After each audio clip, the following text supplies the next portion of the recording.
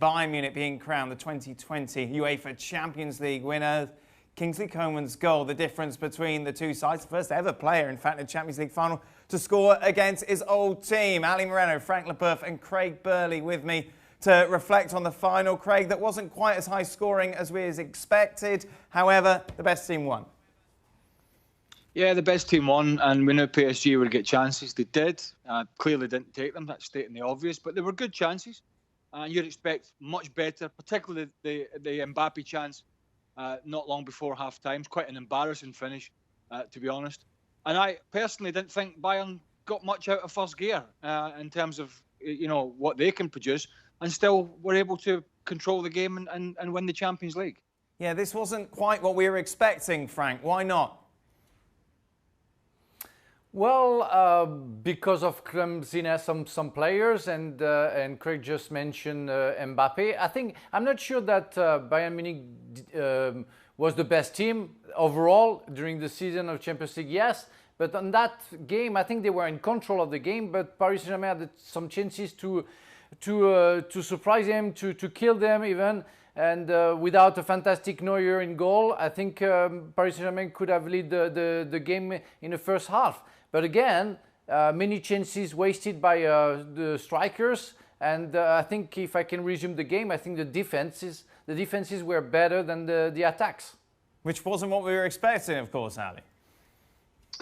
No, it wasn't. But I think a good example of that was the choice that Hansi Flick makes in terms of having Kingsley Coman playing Sergio Perisic, essentially telling us, you know what, we think Kingsley Coman can dominate 1v1 situations. And in doing that, we don't need, and we're not going to force Alphonso Davies to get forward down the left-hand side, because Kingsley Coman can take care of that himself. Perisic cannot do that as well. He tucks inside. That's where Alphonso Davies goes on the overlapping runs.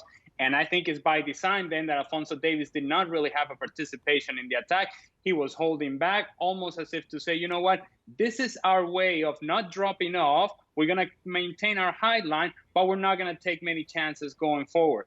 And I think what you saw from Bayern Munich is they played a conservative game with a lot of talented players, and they did not want to take chances really going forward, because the times that they did take those chances going forward, then PSG had opportunities. And when we say that PSG had opportunities, we're talking about a PSG team who had the chances fall to the right people. It's to Mbappe, it's to Neymar, it's to Di Maria.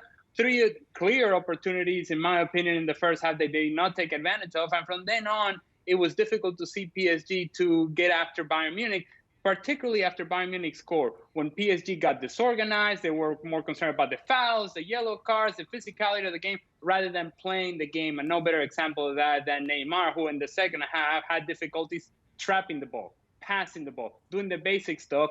He was busy drawing fouls, but not actually having an impact on the game. We gave Neymar a lot of credit going into this game, Craig, talking about this is some of the best football that we'd seen in play for PSG. But as Ali mentioned, that second half performance was much below what you would have expected from your talisman in such a big game. Ineffectual. Completely and utterly.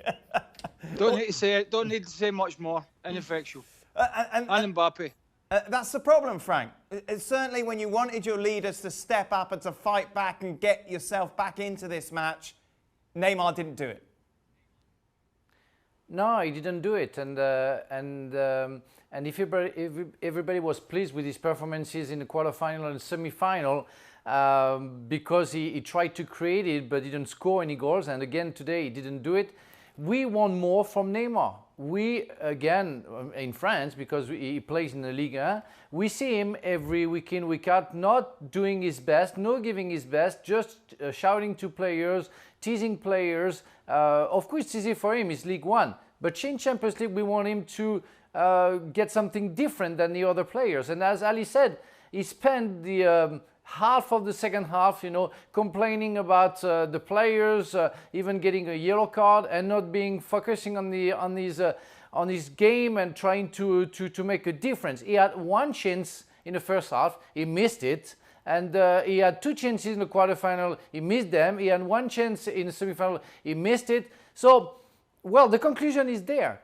You know, he's a great player, but a great player has to make a difference. So he didn't do it, so we're going to be severe with him. And as Craig said, that was appalling. Yeah, ineffective. And if you're a critic of Neymar, you've just added fuel to the fire, really, Ali. Yeah, and I think another image that sticks with me about Neymar is, so the final whistle blows, the cameras naturally go to him and his reaction, and he's bursting into tears. And I don't mind a player showing his emotions. That's his prerogative, and that depends on the personality of each player. But what I would say to Neymar is, why are you crying now? What are those tears going to do?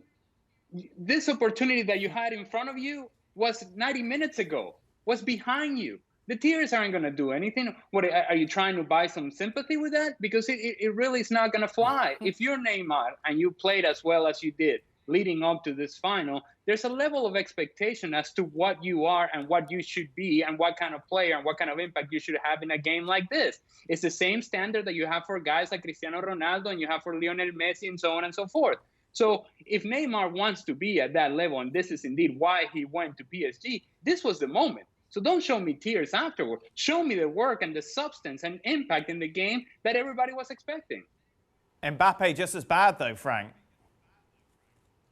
It was a little bit better because I think he created better. But it's true that in the last chance that he had, I mean that was appalling when he get the ball and give it to Herrera. Herrera gives him back.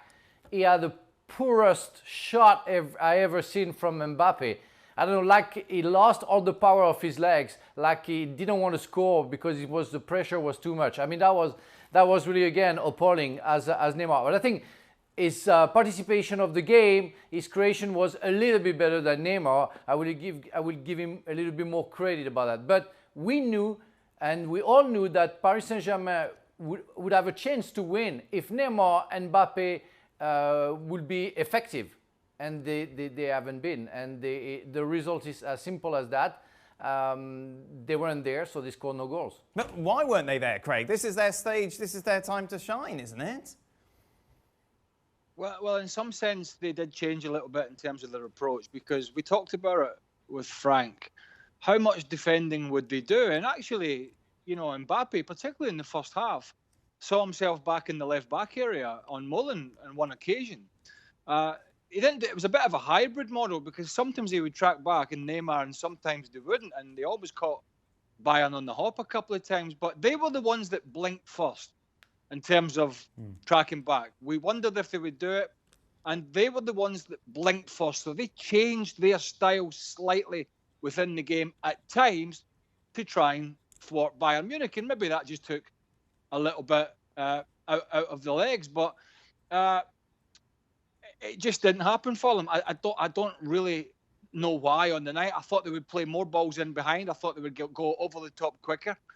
And they didn't. There was only 2 or 3 occasions, really, certainly in the first half, maybe only 1 or 2 in the second half, where Bayern were having to turn and run back towards their own goal. So we saw the two teams play a certain way. Bayern did not change.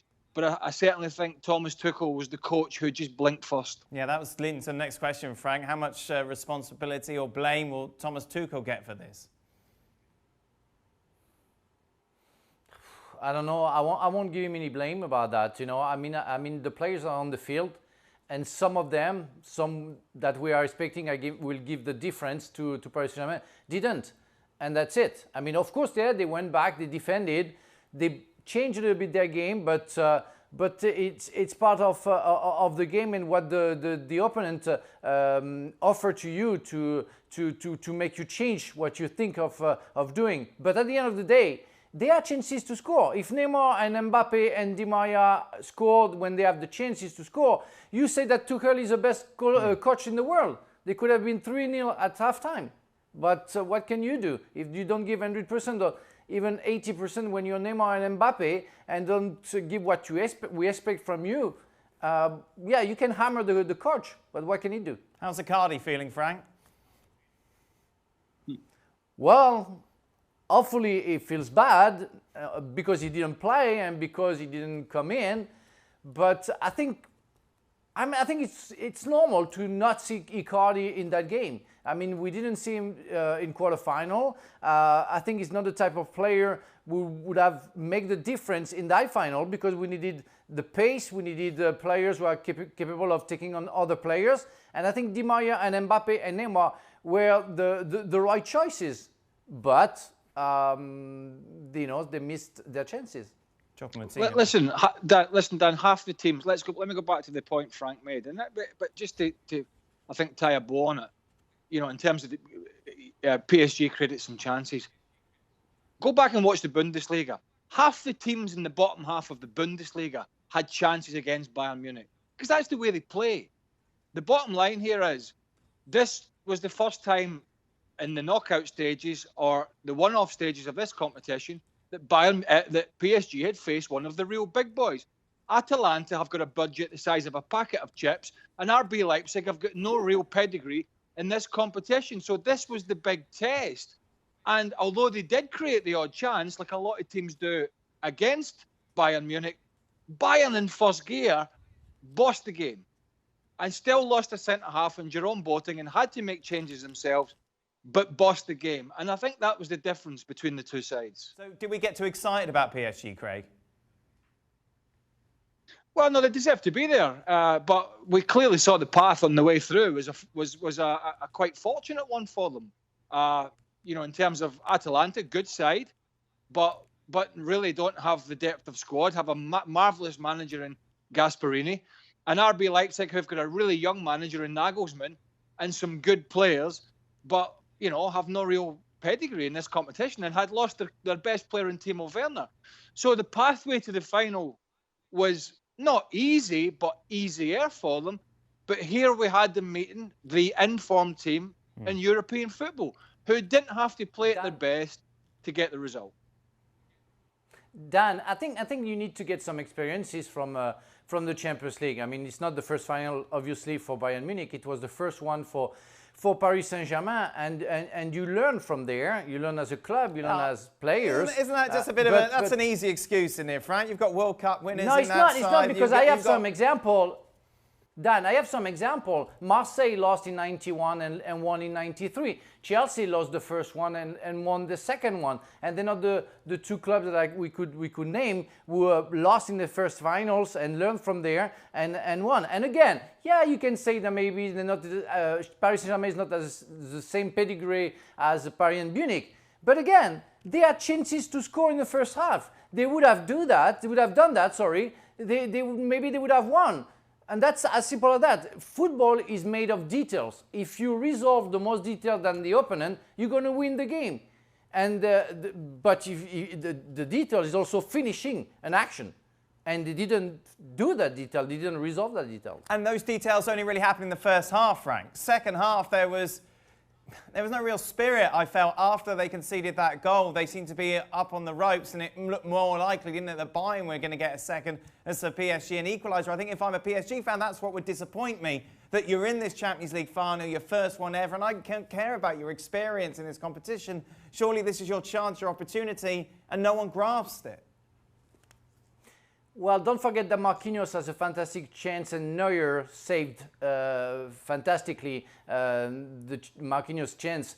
And you're right. It's what I said when we started, that Bayern was in control of the game, but it was the choice of Paris Saint-Germain. Maybe they didn't have the legs. Maybe they were expecting too much from their stars. But defensively, I saw fantastic Kimpembe. I saw fantastic Bernat. Nothing to say about Navas. Same for Thiago Silva. Carrera had maybe the best game of his season. But, well, they conceded one goal, where this is a team. Clearly, we can score 3 or 4 goals per game. But today, there was a deficiency, as you say that, from the forwards. And that's the result of the game. So do you put it down as just one of those days, Ali, for PSG and their stars, or is it deeper than that? No, I think it'd be too simple to say that it's just one of those days. I think if you're PSG, you look at this as a wasted opportunity. Whether you have had the experiences of the past or not, well, nobody has had the experiences of a pandemic and COVID-19 in the past. And so it made this tournament because in the end it became a tournament, a short tournament. It made it a very unique situation. And in a very unique situation, PSG makes it to the final with all the momentum in the world, feeling good about themselves, with their good players, their best players playing at a high level and confident about their abilities. And now you have the chances to score and you don't. So it's not just as simple as say it's one of those days. I think if you look at the reaction or lack thereof by PSG after Bayern Munich scores, that's the part that you really have to point the finger at and say, wait a minute, where were these guys? Where is the leadership? What you saw from PSG, and said then they got divided, they got fractured, they got disconnected all over the place, and everybody is complaining about the calls and the fouls and disruption in play and yellow cards and pushing and shoving, but very little playing. So all the opportunities that PSG had were in the first half, not in the second half. Yes, you mentioned the one by Marquinhos, but aside from that, there was really nothing in the attack from PSG and no real sequence of attack. So Bayern Munich, 1-0, Champions League final. I think they were expecting PSG to get forward and to really give them some trouble. This was as comfortable as 1-0 could have been in a Champions League final against a team as talented as PSG. And that talent shone through. Craig, the first ever team to win every single match in a Champions League campaign. Without a doubt, the best club team that we saw, of course, in this competition. Absolutely, because Man City equally is talented, but just couldn't get the whole package right. You know, and I thought what was the epitome of the squad togetherness and the harmony that Hansi Flick has harnessed was the pictures of him in the pitch at the end, particularly the one with Thomas Muller with his arms around him. And I think if anybody is going to thank Bayern for appointing this man, it would be Thomas Muller, because he was sat parked on the bench under Niko Kovac, and he's really come back and flourished. But the other interesting thing here is, and we're talking about a Champions League final, what a night for the VAR to pick to go to the burger van. Oh, my God. I mean, the first penalty we could argue about. I actually personally thought it was a penalty because you've got the hands on him on Coman. Then I thought Mbappe should have had a penalty. I can understand the referee missing it, but when VAR looks at it, there's a clear taking out of the calf before the ball, if the ball was played at all. And then the Lewandowski one at the end, where he takes, I can't remember who it was, but he wraps his leg around Lewandowski before there's any contact in the ball. Where the hell was the VAR? Because these are difficult calls for the referee at full speed. And you know, in such a big game, we didn't see any of that. No, we didn't see it. It was as if they were in a bit of a rush, or someone had left the monitor, or indeed not plugged in the VAR. Out of those three calls, Frank, do you agree with Craig? I don't agree on the first one. I think it's not because you put your hand on the opponent's shoulder that the opponent's going to fall. I mean, that's not as simple as that. I mean, I didn't see. I think it was Kehrer on Coman pushing Coman. He just hold his hand above or on Coman's shoulder, but didn't make any mistakes. And it's not that posture who put Coman down. Now, I agree on the Kimmich foul. For me, it's a real kick on Mbappe foot, and it should have been a penalty. I'm not sure about Lewandowski, the last one. I think, but I agree. It should have been checked out by the ref, but I think he didn't want to go to the VAR, and it might be something that the PSG will complain about. But anyway, it's going to be too late. So the PSG penalty, yes, and the two Bayern calls, no, from the Frenchman, Ali. Yeah, I'm shocked. Come on. Shocked, I tell you. I'm surprised. I would have given all three of them penalties. No, because all three penalties, and we move on with our lives. No, come on. Well, the thing you've got to ask, we played football. I can agree that Ali can say that because he was a striker, that if somebody puts his hand on your shoulder and you fall, there is a penalty. But Craig, we've done that as a reflex because we are in contact of the guy, and you put your hand. But if I put your hand on you and we are playing golf, are you falling down? No, because you play football, because you want to trick. Because you want to trick. You want to trick the ref. That's why you go on the floor. But I just think, and I always go back to, and I hate doing this, but I think it is, and I do hate saying this because I hear it a lot and I'm guilty myself. But if that was a fullback running out of the left back area, past a wide man and the wide man put the arm on the shoulder, the referee's going to give a free kick. So what's the difference when a player has outpaced and outwitted an opponent and got the other side of him, got the wrong side of him? He feels the hand on the shoulder. You're not, I know it's a contact sport, but once you put the hand on the shoulder. Anyway, I thought they were fortunate. I mean, we should say VAR, it's not that VAR didn't check these things. VAR is running all the time. We should let, in case anybody doesn't know that by now, all these things are being checked by VAR. But what it was, the VAR official thought none of them were penalty kicks. Now, I can understand the VAR not thinking the Coman one was a penalty because that's subjective. But let's just take the Mbappe one. As Frank said, it was the Kimmich challenge. It is clear on replay that it is the calf of Mbappe that is cleared out, or the foot, right? Not the ball. How the hell can a FIFA official sit in a booth, watch the same thing that you and I and everybody else around the world's watched, and not alert the referee? That's the frustrating thing from a football fan. Well, thank you very much for watching ESPN on YouTube. For more sports highlights and analysis, be sure to download the ESPN app. And for live streaming, premium content, and let's not forget as well, ESPN FC 7 days a week. Subscribe to ESPN+.